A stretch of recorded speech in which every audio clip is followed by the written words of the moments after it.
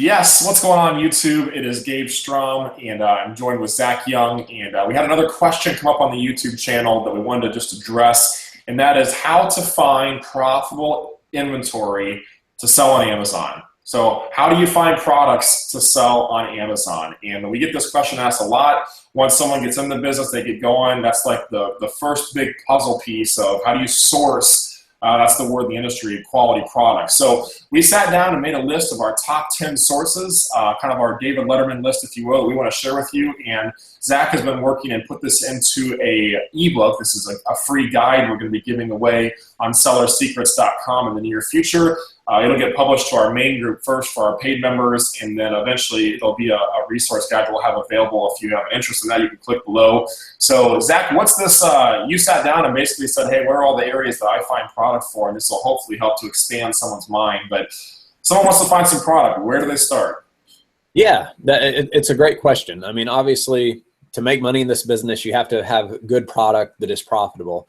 And some of these things, Gabe, they might seem really simple. Some people might not have thought of, and then some of these get more advanced. So I think the best thing to do is we kind of give you the top 10 list, and then we can camp out on the first one. And then in future videos, we can just kind of go into detail on each segment, because each method kind of has its own pros and cons and ins and outs and things you have to know to be successful with that method. And Gabe, another cool thing is that's one thing I love about this business. You know, like if a person's outgoing and likes to get out around people and talk a lot, that they can do certain sourcing methods. If they're more to themselves and really don't want to get out of the house at all, you can use other methods. So like all these methods people can be successful with, and it can really cater to your personality type. So that's one thing I love about this Amazon business.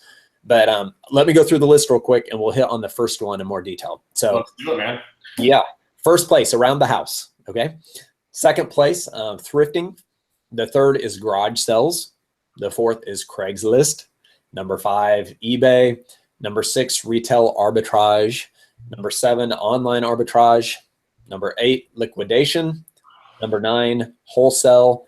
And number 10, private label. Now, Gabe, there is one thing I left off of here, especially since we're dealing with Amazon, and it's drop shipping. Okay. Drop shipping was kind of big in our industry there for a bit. I think some people are kind of navigating out of that because they know it's causing them problems. So I think we should maybe hit on that just for a second and then get into around the house, and then we can cover these other methods in future videos. What do you say? Sounds good, man. Okay. So here's the deal with drop shipping, Gabe. Amazon has a policy stating that like you cannot list an item on Amazon that like you found on Walmart.com, and then once the person buys it on Amazon, you go over here and you buy it from Walmart and you ship it directly to their address. That's against Amazon's policy. Now, how close they monitor and police that is another question. But the thing is like if this person that bought on Amazon contacts Amazon and says, hey, I got this thing in a Walmart box, and they go back and found out that you're buying it from Walmart and sending it to them, then you can get your account suspended, meaning you can't sell on Amazon anymore, which that's not good. So that's a drop shipping method that is not allowed on Amazon, okay?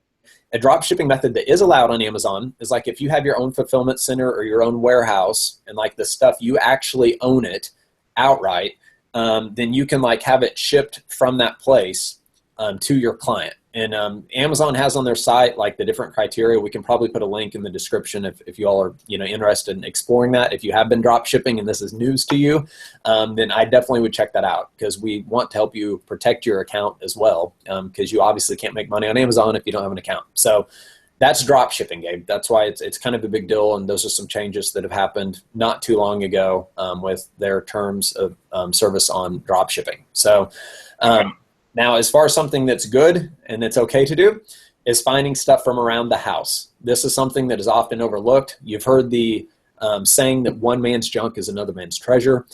It's true. All right. So you have stuff that at one point in time when you purchased it in your home, that book you bought, that movie, that video game, whatever it was, like it was treasure to you. You were excited. You really enjoyed it. And then all of a sudden it became old news. It's not, the excitement wore off, and you kind of treat it as junk now. It just sits around the house. You'll probably never use it again. But there's someone else out there that's waiting, and they want your stuff. And they don't care if it's pre-owned or if it's used, because they can get it at a discount. So this is where you can cash in and you can find books from around the house.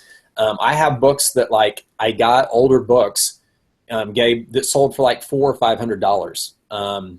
And I had no clue that someone would pay that much for it, right?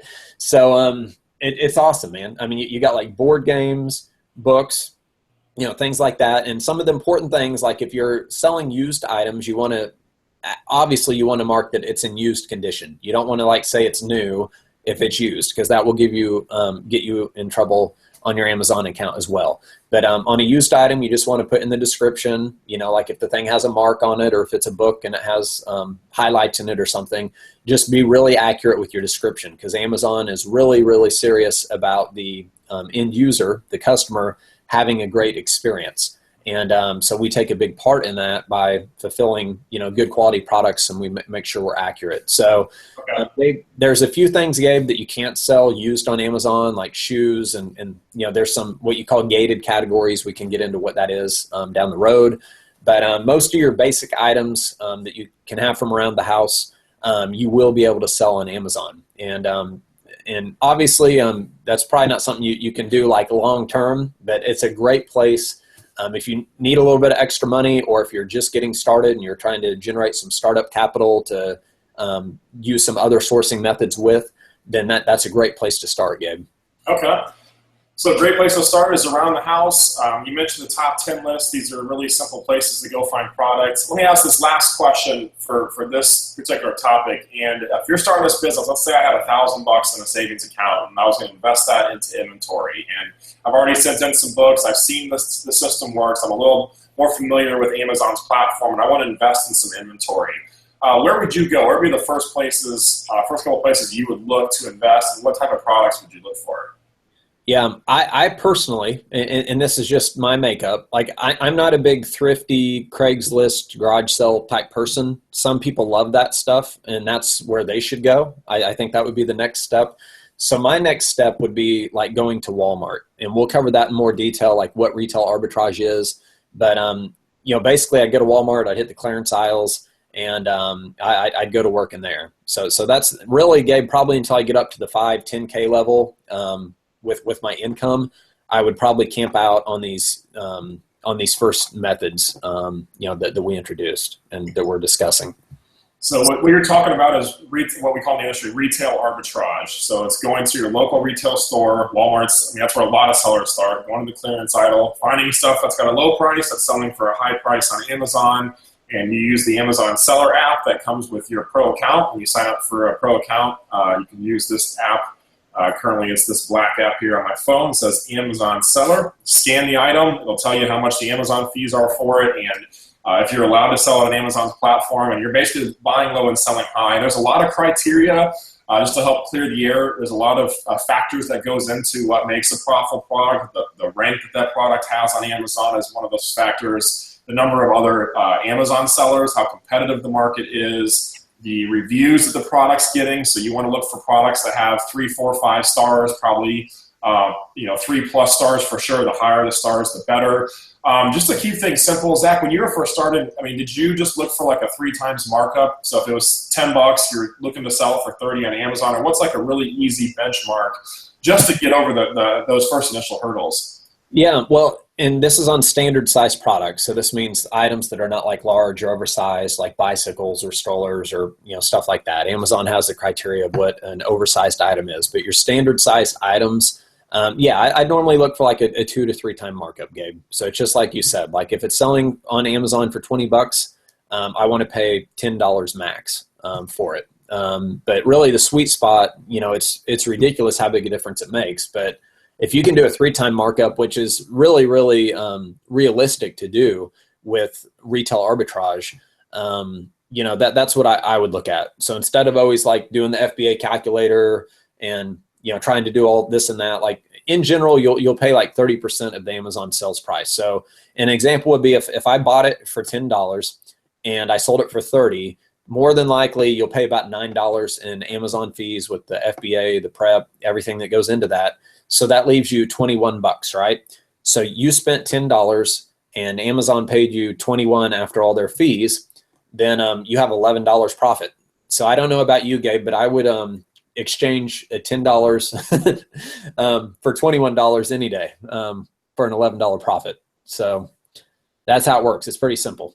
Yep, all day, every day, man. So well, there you go, guys. There's a top 10 list. We'll go into more detail in these other areas, but again, just keep it simple. If you're a new seller, take action. Come back to the YouTube channel, join to be a part of our group so you can get some of our more advanced training. We've got resources for days. We spent the last 2 years building out what I believe is the ultimate resource center for Amazon sellers, and just to help you shorten your learning curve. Now, don't make the same mistakes that we've made and go and surpass our records. So that's all available. There's a link below, sellersecrets.com. You can apply to be a part of the group. But just get out there and take action. Hopefully a couple of these ways will open up some new possibilities for you, and there are a lot of ways to find and source replenishable products that we'll talk about on a future video too. But just keep things simple. Buy low, sell high, and get out there and find some good stuff. So anything in closing, Zach? No, man. I know you and me, we could talk all day long, but we're trying to stay precise and focused, deliver awesome value to you all. Hopefully this helps. I believe it will if you apply what we shared. And be checking out our next videos. We'll be camping out on all these different sourcing methods, and I'm giving you all some details and tips that can really help you with your Amazon selling. So we appreciate you all watching, and click below, check out what we got going on, and we'll see you on the inside. Sounds good, brother. Thanks.